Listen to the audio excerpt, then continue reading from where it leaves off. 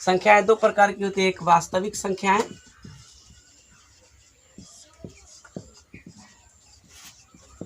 और दूसरा होता है काल्पनिक संख्याएं।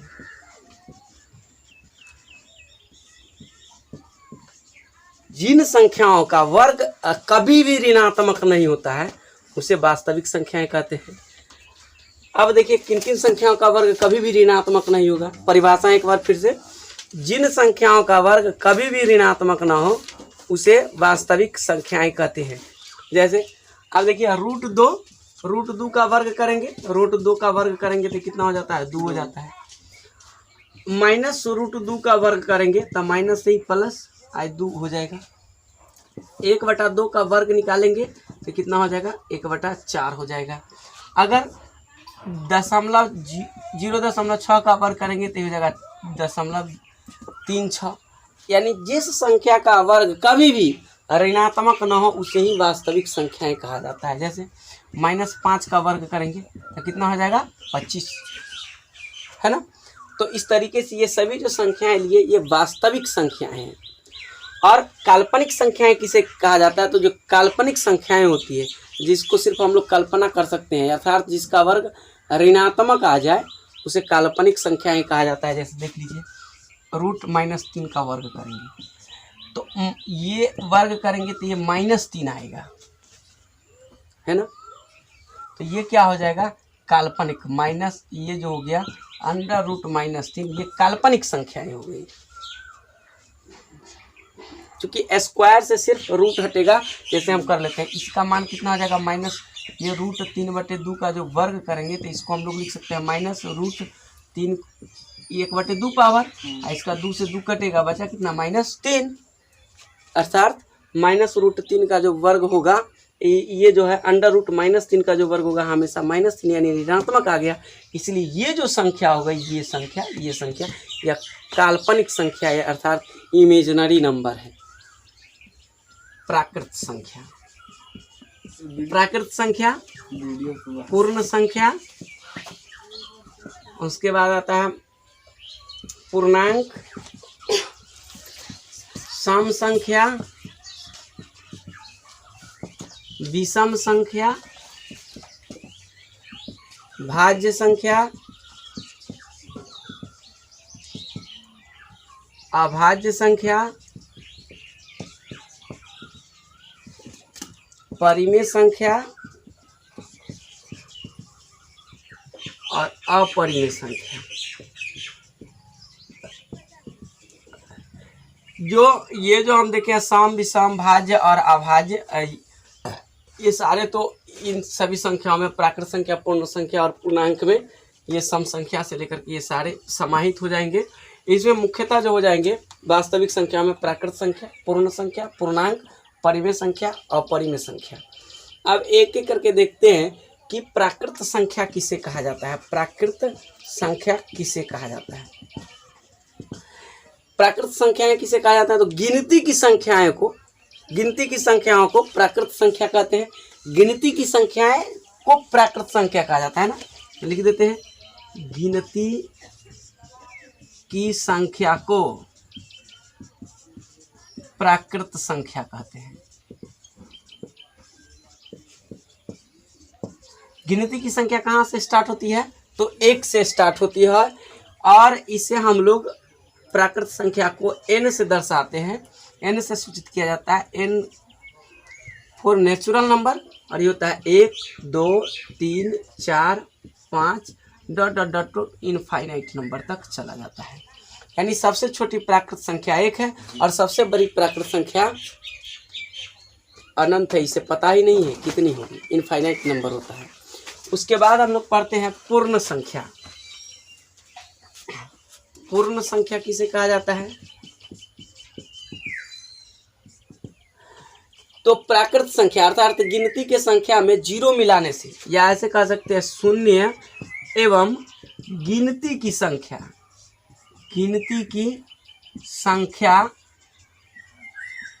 के मिलाने से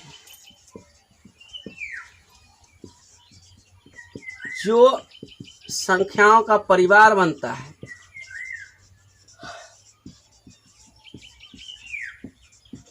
बनता है उसे पूर्ण संख्या कहते हैं।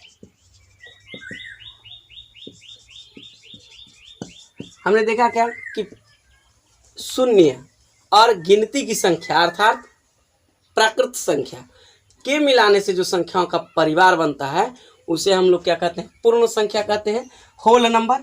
इसे हम लोग W से दर्शाते हैं। W मीन्स होता है होल नंबर, और इसको हम लोग क्या लिखते हैं, 0 1 2 3 dot dot dot dot infinite number. यानी सबसे छोटी पूर्ण संख्या शून्य है और सबसे बड़ी पूर्ण संख्या अनंत हो जाएंगे। अब इस तरीके से हम देखते हैं कि सभी प्राकृत संख्याएं पूर्ण संख्याएं हो सकती है। क्योंकि प्राकृत संख्याएं 1 से स्टार्ट होती है, तो सभी पूर्ण संख्या क्या होगा, सभी प्राकृत संख्या जो होगी पूर्ण संख्या हो जाएंगी, जबकि सभी पूर्ण संख्या प्राकृत संख्या नहीं होगी। ये कंडीशन है। चूंकि शून्य जो है पूर्ण संख्या है लेकिन प्राकृत संख्या नहीं है, तो इस तरीके से हम लोगों को एक कंडीशन लागू होता है कि सभी प्राकृत संख्या जो होती है वह पूर्ण संख्या होगी, लेकिन सभी पूर्ण संख्या प्राकृत संख्या नहीं होगी। पूर्ण संख्या किसे कहा जाता है, इसकी परिभाषा है,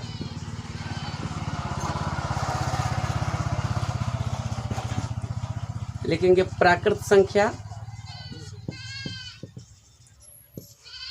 शून्य एवं प्राकृत संख्याओं के ऋणात्मक को मिलाने से जो संख्याओं का परिवार बनता है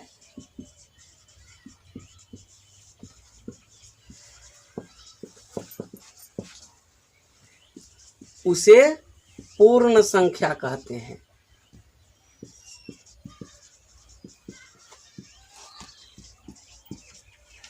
हमने क्या कहा, परिभाषा दिया कि प्राकृत संख्या शून्य एवं प्राकृत संख्याओं के ऋणात्मक को मिलाने से जो संख्याओं का परिवार बनता है उसे क्या कहते हैं, पूर्ण संख्या कहते हैं। अब देखिए कैसे होता है, इसे हम लोग पहले किससे दर्शाते हैं, तो Z से, ये लिख लेते हैं। अब ये क्या हो जाएगा, अभी क्या है कि प्राकृत संख्या, तो प्राकृत संख्या 1 2 3 4 डॉट डॉट डॉट होगा, शून्य हो गया, तथा इसके ऋणात्मक, तो इसका ऋणात्मक कौन होगा, प्राकृत संख्या के ऋणात्मक यानी माइनस, ये हो जाएगा -1 -2 -3 -4 -5 डॉट डॉट अनंत तक ये जो संख्याओं का परिवार बनता है इसे हम लोग क्या कहते हैं, पूर्णांक कहते हैं, यानी इंटीजर। इसे Z द्वारा सूचित किया जाता है। अब इसी में हम लोग पढ़ लेते हैं कि सम संख्या किसे कहते हैं, से पूर्ण रूप से विभाज्य हो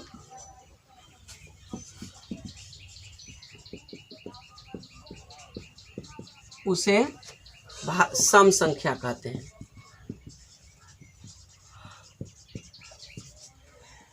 सम संख्या कहते हैं, यानी 2 से भाग देंगे जिस संख्या में अगर पूरा विभाजित हो जाए तो उसे क्या कहेंगे, सम संख्या। जैसे कि कोई बड़ी संख्या दे दी जाए, है ना, इतनी बड़ी संख्या दे दी जाए, ये इतनी बड़ी संख्या, और तब क्या है कि ये सम है कि विषम है, इसको पहचानिए। तो इसको तो भाग देने में ही 2 3 4 सेकंड से क्या 1 2 मिनट समय लग जाएगा, चेक करते करते बहुत अधिक समय लगा। तो इसको एकदम क्विक 2 से यानी देखते आंसर देने के लिए हम लोग एक ट्रिक याद रखेंगे। क्या याद रखेंगे, जिस संख्या का इकाई अंक है ना, जिस संख्या का इकाई अंक, इधर से आता है इकाई अंक, कौन कौन हो, जिस संख्या का इकाई अंक 0 2 4 6 एवं 8, ये इतना ही याद रखना है। क्या क्या याद रखना है, 0 2 4 6 और 8। जिस संख्या का इकाई अंक 0 2 4 6 एवं 8 में से कोई भी एक अंक हो तो वह संख्या सम संख्या कहलाएगी। देखिए इसमें इकाई अंक किसका क्या है, 6 है, इसका मतलब ये भाग देने की कोई जरूरत नहीं है, सीधे पता चल गया कि यह सम संख्या है ना। अब आता है, मान लीजिए कि दूसरा उदाहरण देखते हैं हम लोग यहाँ से लिए और यहाँ भी डाल दिया। अब तो और बड़ा अंक हो गया। इसे देखते हैं यह सम है कि विषम है। अभी तो विषम की हमने परिभाषा नहीं दिया। देखते हैं कि इसका इकाई अंक 9 है, अर्थात यह सम संख्या नहीं है, क्योंकि सम संख्या होने के लिए इकाई अंक चाहिए जो 5 अंक है, 0 2 4 6 8 में से कोई अंक होना चाहिए। ये सम संख्या नहीं है। अब देखते हैं अब ये सम संख्या होगा कि हाँ, एकदम कह सकते हैं, चूंकि इसका इकाई अंक 0 है, यह 2 से पूर्णतः विभाज्य हो जाएगा, इसलिए सम संख्या है। यहाँ से कहीं तक लंबा चौड़ा लिख लेंगे, लेकिन सिर्फ हमको देखना क्या है, यूनिट डिजिट अर्थात इकाई अंक देखना और ये देख करके बता देना है कि ये सम है कि विषम है। हो गया। अब विषम संख्या किसे कहा जाता है? जो संख्या 2 से पूर्ण रूप से विभाज्य न हो। क्या हो? विभाज्य न हो तो उसे विषम संख्या कहते हैं। उसे हम लोग क्या कहते हैं? विषम संख्या कहते हैं। जिस संख्या में 2 से भाग देंगे और पूरा नहीं लगे, अर्थात उसमें शेष बच जाए, तो उसे हम लोग क्या कहेंगे? विषम संख्या कहेंगे। अब इसके लिए ये जो अंक हमको पहचानना है, क्या? 1 3 5 7 और 9, यही 5 अंक। फिर क्या 1 3 5 7 और 9, जिस संख्या का इकाई अंक ये 5 अंक में से, अर्थात 1 3 5 7 या 9 में से कोई भी एक अंक हो, तो वह संख्या क्या हो जाएंगे? विषम संख्या हो जाएंगे। अब देखिए इसमें यह कौन सी संख्या है? विषम संख्या है। ये कौन सी संख्या है? ये कौन सी संख्या है? विषम संख्या, चूंकि इसका इकाई अंक 7 है। परिमेय संख्या किसे कहा जाता है? तो जिस संख्या को P/Q के रूप में लिखा जा सके, जहां तो उसे हम लोग क्या कहते हैं? परिमेय संख्या कहते हैं। जहाँ P एवं Q क्या है? एक पूर्णांक है और Q is not equal to 0। क्या कहते हैं? जैसे देखिए 1/2 -3/5 6/4 3/1, ये सारे क्या है? एक परिमेय संख्याएं हैं। इसे ये ऊपर और नीचे दोनों क्या है? पूर्णांक है और यहाँ Q is not equal to 0 है, तो इसे हम लोग क्या कहें? परिमेय संख्या कहें। अब अपरिमेय संख्या किसे कहते हैं? इसको हम लोग देखते हैं। अपरिमेय संख्या किसे कहते हैं? तो जिस संख्या को P/Q के रूप में नहीं लिखा जा सके, उसे अपरिमेय संख्या कहते हैं। उसे अपरिमेय संख्या कहते हैं। परिमेय संख्या जैसे √3 हो गया, ये अपरिमेय संख्या, चूंकि इसको हम लोग P/Q के रूप में नहीं लिखेंगे। ये -√3 है, √2 है, √7 है, ये सारे अपरिमेय संख्या के उदाहरण हैं।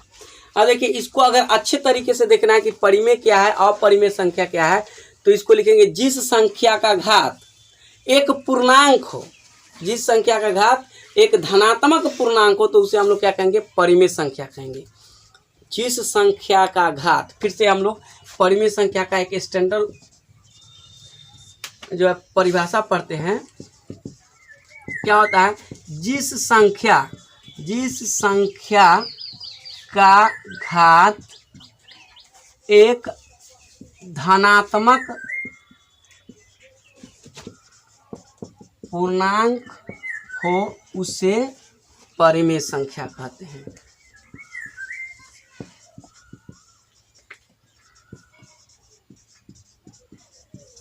और जिस संख्या का घात जो है एक धनात्मक पूर्णांक नहीं होगा, फ्रैक्शन पावर अर्थात भिन्न हो जाए, तो उसे ही अपरिमेय संख्या कहते हैं। इस तरीके से हम लोगों को पहचानने में बड़ी सुविधा हो जाएगी। देखिए हम आज दिखा रहे हैं आपको, जैसे 5/7 देखते हैं, तो इस पर घात कितना है? इस पर घात नहीं कुछ लिखा हुआ है, इसका मतलब 1 है। घात क्या है? 1 है। 1 क्या है? एक धनात्मक पूर्णांक है, इसलिए 5/7 क्या हो गया? ये 5/7 जो है एक पूर्णांक हो गया। इसी को हम लोग ऐसे लिखे 7/9। 7/9 को अगर हम लोग देखेंगे तो इसको ये जो पावर होता है इसको हम लोग लिख सकते हैं, ये जो रूट दिया हो इसको हम लोग ऐसे लिख सकते हैं। रूट का मतलब होता है आधा पावर। अब देख लीजिए इसका जो घातांक है, ये घातांक है ना, क्या है? एक भिन्न के रूप में है। इसको और अच्छा से लिखेंगे तो इसको हम लोग घातांक और करनी के रूल से क्या लिख सकते हैं? इसको 7 पर पावर 1/2 जोड़ 9 पर पावर 1/2 लिख सकते हैं। इसको और आगे विस्तारित करेंगे तो हो जाएगा 7 पर पावर 1/2 और बटे ये हो जाएगा 3 पर पावर 2 और इस पर पावर 1/2 कट जाएगा। ये हो जाएगा 7 पर पावर 1/2 और बटे में हो जाएगा 3 पर पावर 1 अर्थात 3। तो ये देख रहे हैं कि ऊपर वाले संख्या पर क्या है, इसका जो घात है 1/2 अर्थात कि भिन्न संख्या है। क्या यह भिन्न है ना, इसलिए ये जो संख्या दी हुई है √7/9 यह परिमेय नहीं है अर्थात यह अपरिमेय संख्या है। √25/64 ये परिमेय है कि नहीं इसको हमको पहचानना है। तो देखिए इसको हम लोग लिख सकते हैं 25/64 पर पावर 1/2। देखिए इस 25 को हम लिख सकते हैं 5 पर पावर 2 बटे इसको लिख सकते हैं 8 पर पावर 2 और इसका बटा 1/2। इसको हम फिर से लिख सकते हैं अच्छा से 5/8 पर पावर 2 और इस पर ये पावर हो जाएगा 1/2। ये 2 से 2 कट गया, हो गया 5/8। और क्या है अब इसका घात क्या है, एक पूर्णांक है, धनात्मक पूर्णांक है। अब एक है ना, इसका घात धनात्मक पूर्णांक हो गया। परिभाषा से हम लोग अभी कहें कि जिस संख्या का घात एक धनात्मक पूर्णांक हो उसे हम लोग क्या कहते हैं, परिमेय संख्या कहते हैं। 36/7 यह परिमेय संख्या हुआ कि अपरिमेय, इसको पहचाना। देखिए 36 को हम लिख सकते हैं, इसको पहले लिख सकते हैं ऐसे करके 36 पर पावर 1/2 हो गया। देखिए 36 को क्या लिख सकते हैं हम लोग 6 का स्क्वायर बटे 7 और इस पर पावर 1/2 है ना। अब देखिए इसको घातांक पर करने के नियम से लिख सकते हैं 6 पर पावर 2 1/2 और इस 7 पर पावर 1/2। ये घातांक पर करने का नियम है। इससे ये कटेगा तो ये बराबर में बचेगा क्या 6/7 पर पावर 1/2। तो चूंकि 7 पर पावर 1/2 जो हो गया, इसका जो 7 का जो घात है यह एक भिन्न संख्या है अर्थात धनात्मक पूर्णांक नहीं है, इसलिए ये 7 क्या हो गया, यह अपरिमेय संख्या हो गया और ये 6 क्या हो गया, परिमेय संख्या हो गया। 9th क्लास में हमने पढ़ा होगा कि परिमेय संख्या एवं अपरिमेय संख्या का भागफल हमेशा एक अपरिमेय संख्या होती है। इस तरीके से ये पूरा क्या हो गया, अपरिमेय संख्या है अर्थात यह क्या है, अपरिमेय संख्या है। क्लियर। तो परिमेय और अपरिमेय समझ लिए। कर सकते हैं आधारभूत अंकगणित की आधारभूत प्रमेय कहता है कि प्रत्येक भाज्य संख्या को अभाज्य संख्याओं के गुणनफल के रूप में लिखा जा सकता है। देखिए कैसे लिखा जा सकता है। ये हम लोग लेते हैं 28 को कैसे लिखेंगे, तो यहाँ देखिए 28 में भाग हो जाएंगे, 2 से लगेगा, 2 से कितने बार में 14, 2 से इस 28 को हम लिख सकते हैं 2 गुना 7। यही है भाज्य संख्या और इसे अभाज्य गुणनखंड के गुणनफलों के रूप में हम लोग लिखे हैं। जैसे हमको 40 को लिखना है, 40 में क्या हो जाएगा, 40 को निकालिए 2 से 20 बार में, 2 से यही रह जाएगा। तो इसको लिख सकते हैं 2 गुना। इस तरीके से ये कथन जो कहा उसके अनुसार हमने समझा क्या कि प्रत्येक भाज्य संख्या को अभाज्य गुणनखंड के गुणनफलों के रूप में लिख सकते हैं, यानी अभाज्य संख्याओं के गुणनफल के रूप में हम लिख सकते हैं। यूक्लिड विभाजन प्रमेय क्या कहता है कि यदि ए और बी दो धनात्मक पूर्णांक हो तो ऐसी अद्वितीय और ऋणात्मक पूर्णांक क्यू और आर विद्यमान है कि ए बराबर क्या हो जाएगा, बी क्यू प्लस आर, जहाँ R is greater than equal to 0 और लेस देन बी। इसको हम लोग क्या पढ़ेंगे, आर जो है 0 के बराबर या 0 से बड़ा है जबकि बी से छोटा है। यही कहता है। मान लीजिए कि कैसे इसको बनाना है, 40 और 20 दो संख्या है, इसका हमको HCF निकालना है। इस विधि द्वारा हम किसी भी दो संख्याओं या दिए हुए संख्याओं का HCF निकालते हैं। तो इस बड़ा जो होता है A कहलाता है और छोटा वाला क्या कहलाता है, B कहलाता है। तो बड़ी संख्या इसमें क्या है, 40 है, तो A इक्वल टू कितना हो जाएगा 40 और B इक्वल टू क्या है 20। अब हम लोग चूँकि जानते हैं क्या, A बराबर क्या होता है BQ प्लस R। तो देखिए इसको हम लोग क्या लिखेंगे, पहले 20 से 40 में भाग दीजिए, कितने बार में कटेगा, 2 बार में, 40 खत्म हो गया। तो ये हम लिख सकते हैं 40 बराबर 20 गुना 2 प्लस 0। तो यहाँ पर शेषफल 0 आ गया, इसलिए ये वाली जो संख्या हो जाएगी यह HCF हो जाएगा, HCF इक्वल टू 20 हो जाएगा। जैसे अगर हमको निकालना रहे किसका, लेते हैं 12 और 40 का निकालना है। 12 और 40 का HCF निकालना है किस विधि द्वारा? तो यूक्लिड विभाजन प्रमेय के द्वारा, है ना। यूक्लिड विभाजन प्रमेय क्या कहता है? A बराबर हो जाएगा 40, चूँकि 40 बड़ा है, और B बराबर कितना हो जाएगा? 12, है ना। तो अब इधर पहले हम क्या करते हैं, 40 में 12 से भाग देते हैं, तो कितना बार में कटेगा? 12 तिया 36, 4 बचेगा, इसको घेरेंगे और यहाँ 12 आ जाएगा, 12 तिया नहीं 4 तिया 12 हो जाएगा, कट गया। अब इसको देखो, इसको लिखेंगे कैसे? चूँकि A बराबर क्या होता है? BQ प्लस R, तो एक कितना है? 40 बराबर लिखेंगे 12 गुना 3 जोड़ 4, 12 तिया 36 जोड़ 40। अब ये 12 यहाँ आ जाएगा, 12 बराबर क्या हो जाएगा? 4 से लगेंगे, 4 गुना 3 जोड़ 0। तो इससे पहले वाला जो शेषफल ये है, अर्थात ये यही HCF होगा। जहाँ पर ये शेषफल 0 आए उससे ठीक ऊपर वाला शेषफल को कह लीजिए क्या? उसका HCF। ठीक है, तो HCF बराबर क्या हो जाएगा? HCF बराबर 4, या इसको ऐसे लिख से रहते HCF ऑफ 12 40 इक्वल टू 4, 867 255 ये लेते हैं। देखिए यहाँ पर बड़ी संख्या कौन है? 867, तो A बराबर हो जाएगा 867 और B इक्वल टू कितना हो जाएगा? 255 है। देखिए हम लोग क्या करेंगे, हम 225 लेंगे, 3 से 5 दिया 15, 5 से 15 1 16 6 1 7, हटाइए कितने बार में कटेगा? 7 में से 5 गया 2 हो जाएगा, अरे 102 से 255 मिलेगा, 2 बार में 51 दूना 102, कट गया। तो इसको हम लोग क्या लिख सकते हैं? चूँकि A बराबर क्या होता है? BQ प्लस R, A की जगह पर क्या लिखेंगे? 867 बराबर B की जगह पर 255 गुना कितने बार में लगा? 3 बार में, और शेषफल कितना बचा हुआ है? 102। अब देख लीजिए ये 255 है, इसको यहाँ लाएंगे, 255 है ना, ये 255 में कितना से भाग लगा है? 102 से, कितने बार में लगा है? 2 बार में, और शेषफल कितना बच गया है? 51, ये ना बचा है। अब देख लीजिए ये 102 को यहाँ लाएंगे, क्योंकि अगला भाग हमको 102 में लगा है, कितना से लगाए हैं? 51 से लगाए हैं, और कितने बार में? 2 बार में लगा, और शेषफल हमको क्या बचा? 0। इसलिए 0 से ठीक पहले वाला जो शेषफल क्या है? 51 है, इसलिए लिखेंगे HCF ऑफ 867255 इक्वल टू 51।